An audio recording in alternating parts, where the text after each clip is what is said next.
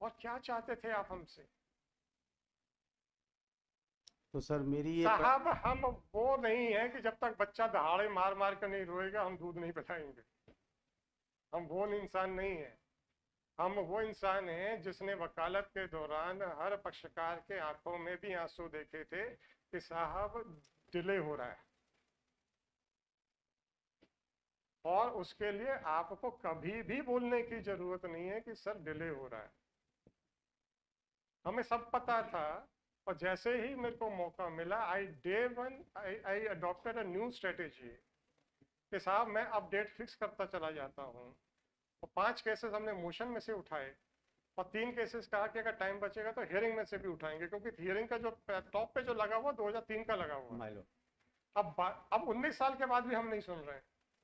What about his plight? वो बेचारा ईमानदारी से धैर्यपूर्वक अपने घर में बैठा है, तो हम उसकी सुनवाई ना करें। तो सर एक निवेदन है, मैं उस बेचारी से क्या कह दूं, प्रेमलता श्रीवास्तव जो मेरी मैं कुछ मुवक्किल नहीं, है। उनसे कहिएगा कि हमारा बार ही जो है तो वही कोर्ट को पीछे खींच रहा है। बता दीजिए। सर आप आप उसको, बता दीजिए कि हमारा ही बार जो है सर वो हमारे ही कोर्ट को बदनाम, हमारे इंस्टीट्यूशन को वो बदनाम ये कर रहा बात रोने लगेगी। है। मैं क्या करूं? नहीं आप नहीं करें सर। सर मुझे, जैन मैं तो साहब, हर आपसे प्रार्थना कर रहा हूँ कि शायद मेरी सुनवाई हो जाए। मुझे हर उस आदमी के आंसू दिखते हैं जिसके आंसू आप लोगों ने नहीं दिखाए। हाँ जिस आदमी के आंसू दिखाने के लिए वो कोर्ट में नहीं आया, इस उम्मीद में कि न्यायालय अपने आप ही मेरे आंसू महसूस कर दे। जी सर। हम क्या करें? आप लोगों को कोई कोई स्ट्रेटेजी पसंद नहीं आ रही है। अब नहीं पसंद आ रही है तो मैं क्या करूं? तो मैंने कॉज लिस्ट के हिसाब से चालू कर दिया। I am suppose to work as per the cause list, में कॉज लिस्ट के हिसाब से करूंगा। नो हैंकी पैंकी, ना ना कोई ऊपर ना कोई नीचे, नो फिक्स डेट। हमारा कॉज लिस्ट सेक्शन है, अब वहां से डेट लगवाइए। Why should I take the responsibility? Sir आप फिक्स डेट कर देते हो। जैसे सर आज नहीं आएगा तो वो फिर उसमें नॉट रिच में जाएगा सर। नोट रीच में फिर अब sir that is not my head. ठीक मैंने हर हेडेक लिया विदाउट योर रिक्वेस्ट, हर तकलीफ महसूस की विदाउट योर रिक्वेस्ट, हर एफर्ट कोशिश की to come out of that situation. मेरे पास जादू की छड़ी नहीं है कि मैं ओवरनाइट एक दिन में सब ठीक कर देता। You should have given some breathing time. बार बार मैं कह रहा था कि सर अगर इस स्ट्रेटेजी से अगर आपको लगता है कि कुछ और बेटर स्ट्रेटेजी भी हो सकती है वो भी बताइए, क्योंकि I am the master of my court, I am the master how to regulate my proceedings, I will do it immediately. तब तो किसी ने बोला नहीं। एवरीबडी वाज हैप्पी कि चलो पुराने केसेस भी अब टेकअप होने शुरू हो गए। मंडे को 4 केसेस टेकअप भी हुए, हर्ड भी हुए।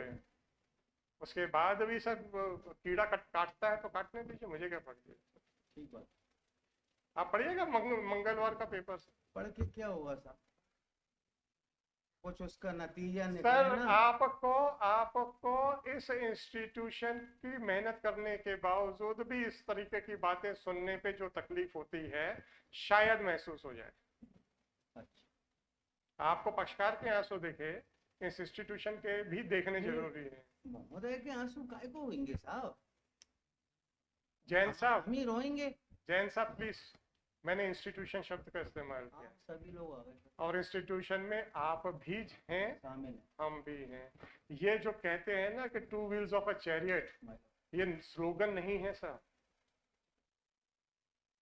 ये स्लोगन नहीं है। आपको भी सीरियसली उतना ही सीरियस आरोप आपके ऊपर है जी। तो ये मत कहिएगा सब इस एक व्यक्ति विशेष के ऊपर आरोप हो, दैट इज डिफरेंट एस्पेक्ट। यहाँ इंस्टीट्यूशन पे है कि अदालत में ऐसा होता है कि केस लग जाते हैं, फिर बढ़ जाते हैं तो लगते नहीं है। क्या करेंगे जैन साहब, आपके ऊपर भी उतना ही आरोप लगा हुआ है। क्या करेंगे?